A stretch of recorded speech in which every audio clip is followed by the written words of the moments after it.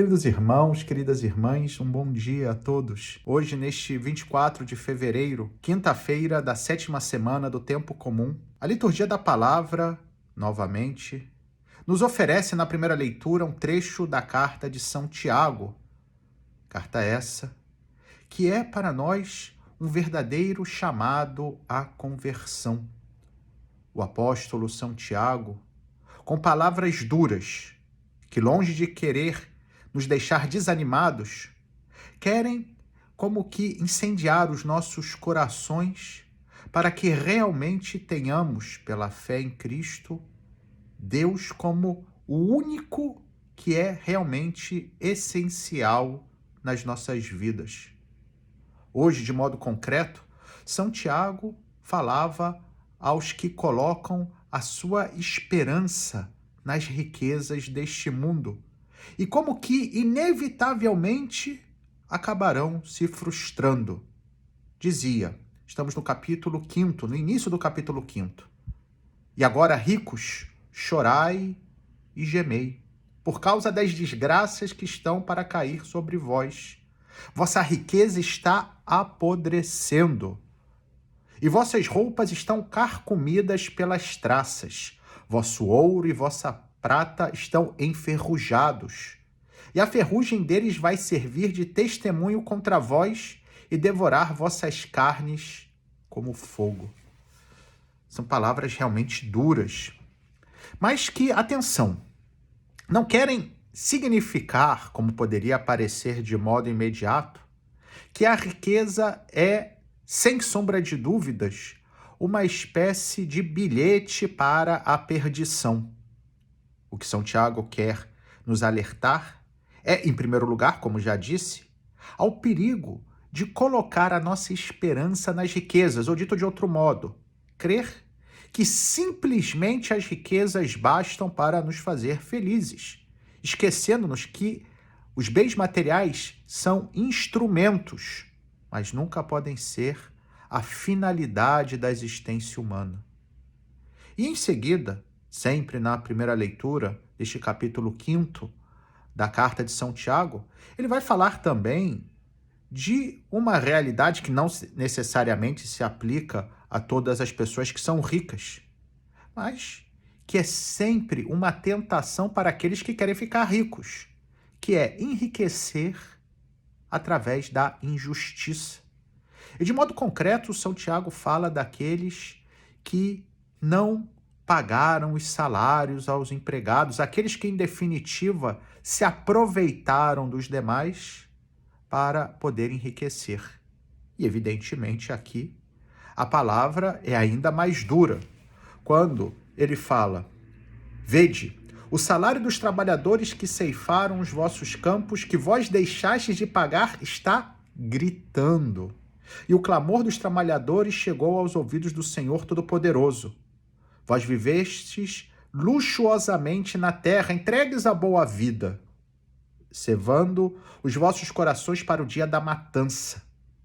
Condenastes o justo e o assassinastes.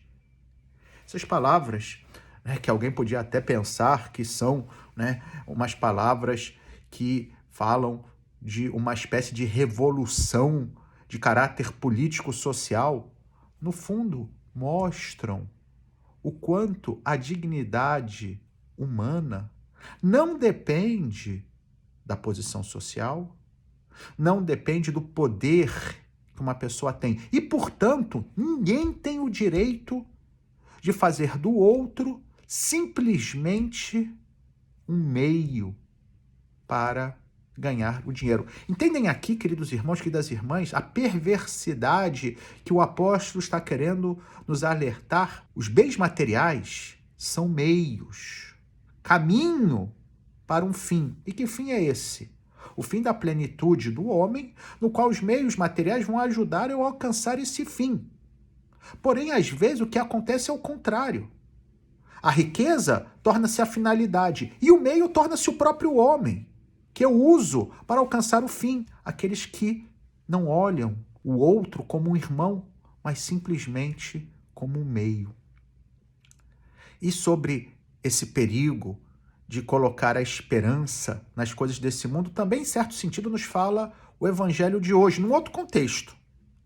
Jesus está falando daquilo que pode ser causa de escândalo, ou dito de outro modo, que pode ser motivo para que uma pessoa como que escorregue, para que uma pessoa se desvie, para que uma pessoa caia, perca o equilíbrio e não mais caminhe naquilo que é a estrada de Deus. E as palavras de Jesus também são duras hoje. Aliás, hoje a palavra de Deus é bastante instigante. Diz Jesus: se a tua mão te leva a pecar, corta.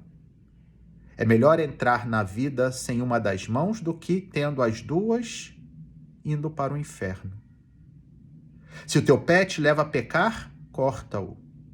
É melhor entrar na vida sem um dos pés do que, tendo os dois, ser jogado no inferno. Se o teu olho te leva a pecar, arranca-o.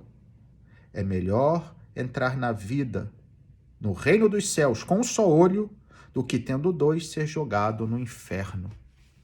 Aqui também, queridos irmãos, queridas irmãs, no fundo o que Jesus está falando, e que era também o que São Tiago falava, e é aquilo que hoje Deus quer que entre nos nossos corações para que vivamos livres da tentação, do perigo de achar que encontraremos a plenitude da existência, que seremos perfeitamente felizes simplesmente com as nossas forças, simplesmente com aquilo que nós podemos tocar nesse mundo.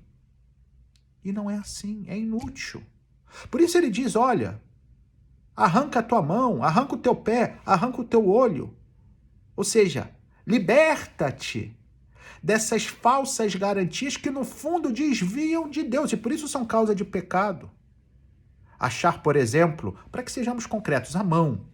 Né? A mão que às vezes pode ser usada para agredir, a mão às vezes pode ser usada para roubar.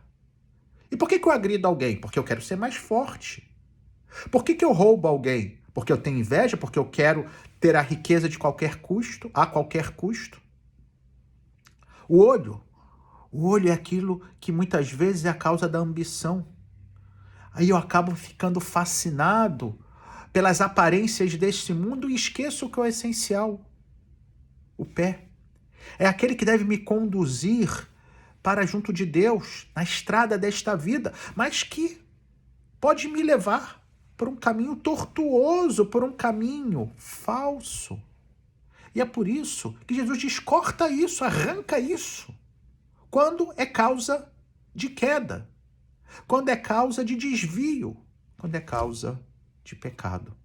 Queridos irmãos, queridas irmãs, a liturgia de hoje, atenção, não quer nos deixar, repito, desanimados, assustados. Não quer ser uma espécie de mensagem tétrica. O que quer é nos lembrar do essencial. O que quer é que vivamos de forma plena o que o refrão do Salmo responsorial de hoje nos dizia, o Salmo 48. Felizes os humildes em espírito, porque deles é o reino dos céus. Humildes de espírito não significa outra coisa senão aquele que sabe que não pode nada sozinho. Daquele que sabe que Deus é o único sustento que realmente importa.